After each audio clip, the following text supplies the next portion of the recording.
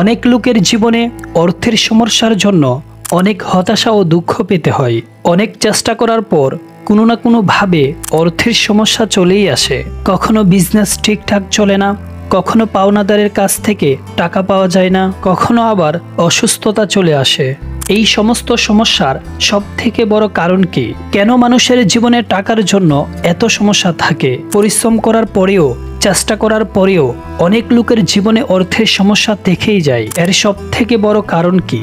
যদিও অনেক কারণ থাকতে পারে, কিন্তু সবথেকে বড় কারণ হচ্ছে বুদ্ধির অভাব, জ্ঞানের অভাব বা নলেজ না থাকা। পৃথিবীতে যত বড় বড় ধনী লোক আছে, যারা অনেক বড় বড় কোম্পানির ওনার, যেমন Bill Gates, Mark Zuckerberg, Warren Buffett, এরা প্রতি সপ্তাহে অন্তত একটি বই অবশ্যই পড়ে।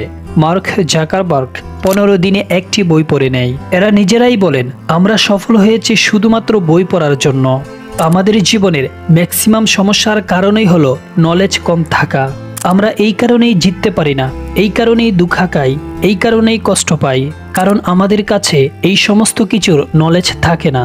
যদি আপনিও অর্থের জন্য হতাশা হয়ে পড়েছেন আর এই হতাশা থেকে বেরিয়ে আসতে চান, তাহলে সবার প্রথমে আপনি আপনার নলেজকে বাড়ান।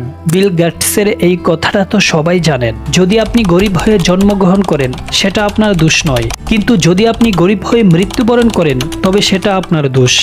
আপনি যত বেশি শিক্ষা অর্জন করবেন, তত বেশি নতুন নতুন অর্থ উপার্জনের রাস্তা খুঁজে পাবেন।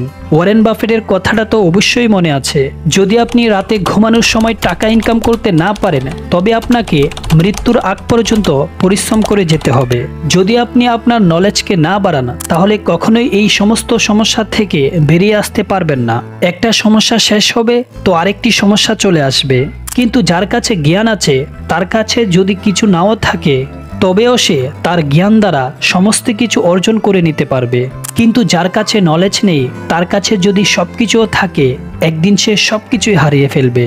পিতৃসূত্রে রাজ্য পেয়েছে, টাকা পয়সা সবকিছুই পেয়েছে, কিন্তু শুধুমাত্র জ্ঞানের কারণে, নলেজের কারণে, দক্ষতার কারণে তারা সেই রাজ্য ধরে রাখতে পারেনি। আজ এই প্রযুক্তির যুগে আমরা বই পড়া ভুলে গেছি।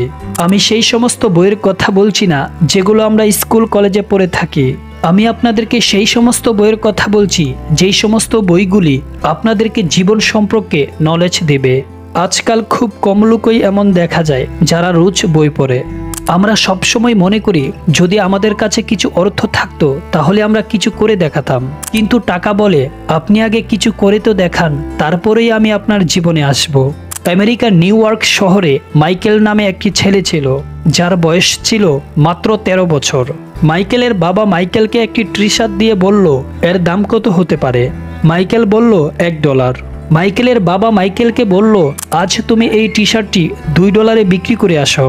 এরপর মাইকেল সেই টি শার্টটিকে পরিষ্কার করে আয়রন করে স্টেশনে বিক্রি করতে নিয়ে চলে যায় এবং দীর্ঘ 6 ঘন্টা চেষ্টা করার পরে টি শার্টটি বিক্রি করে বাড়িতে ফিরে আসে আর $2 তার বাবার কাছে দিয়ে দেয়। তার বাবা এটা দেখে অনেক খুশি হয়।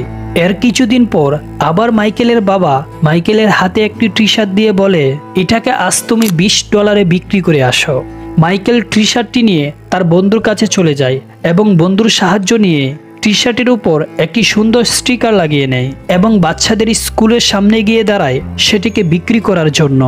টি শার্টটি একটি বাচ্চার খুবই পছন্দ হয় এবং তার বাবা সেই টি শার্টটিকে $20 কিনে নেয়, সঙ্গে $2 টিপও দেয়। মাইকেল বাড়ি ফিরে ওই টাকা তার বাবাকে দিয়ে দেয়।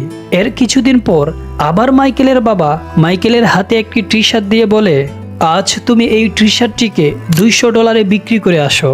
মাইকেল সেই টি শার্টটিকে নিয়ে বাইরে চলে যায়।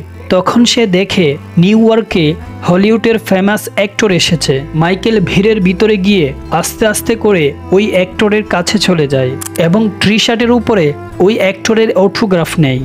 তার কিছুক্ষণ পর মাইকেল ওই টি শার্টটিকে নিলাম করে, যে ফেমাস অ্যাক্টর দ্বারা সাইন করা টি শার্ট, আর নিলাম শেষে টি শার্টটি $200 বিক্রি হয়। এরপর মাইকেল বাড়ি ফিরে সমস্ত কথা তার বাবাকে বলে। তার বাবা এই ঘটনা শুনে খুবই খুশি হয়। তারপর মাইকেলের বাবা বলে, মাইকেল তুমি এই কিছুদিনে কি কি শিখলে?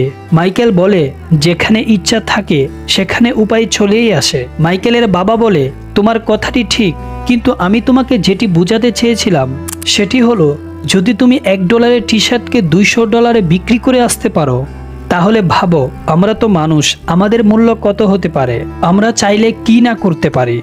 পরে সেই মাইকেল বাস্কেটবলে সারা বিশ্বের কাছে মাইকেল জর্ডান নামে পরিচিত হয়। আর এই সব কিছুই সম্ভব হয়েছে বুদ্ধি, নলেজ ও দক্ষতার কারণে। আমাদের জীবনে যত সমস্যা আছে, যদি আমরা আমাদের নলেজকে বাড়াই, তাহলে কোনো সমস্যাকেই পার করা কঠিন হবে না। মনে রাখবেন, আপনার নলেজ যত কম হবে, আপনার জীবন ততই কঠিন হবে। আপনি নিজেকে প্রশ্ন করেন, আপনি কি আপনার নলেজকে বাড়াচ্ছেন? যদি রোজ আপনার নলেজকে বাড়ান, তাহলে আপনার সফলতা হওয়া থেকে, ধনী হওয়া থেকে কেউ আটকাতে পারবে না। আর যদি আপনার কাছে নলেজ না থাকে, তাহলে রোজ কোনো না কোনো প্রবলেম আপনার সামনে আসতেই থাকবে। তাই এই সমস্যা থেকে মুক্তি পেতে আপনি আপনার নলেজকে বাড়ান। আজকের এই ভিডিওটি এই পর্যন্তই। ফাইন্যান্স, বিজনেস, সেলফ ডেভেলপমেন্টের ভিডিও পেতে চাইলে আমাদের চ্যানেলটিকে সাবস্ক্রাইব করে রাখতে পারেন।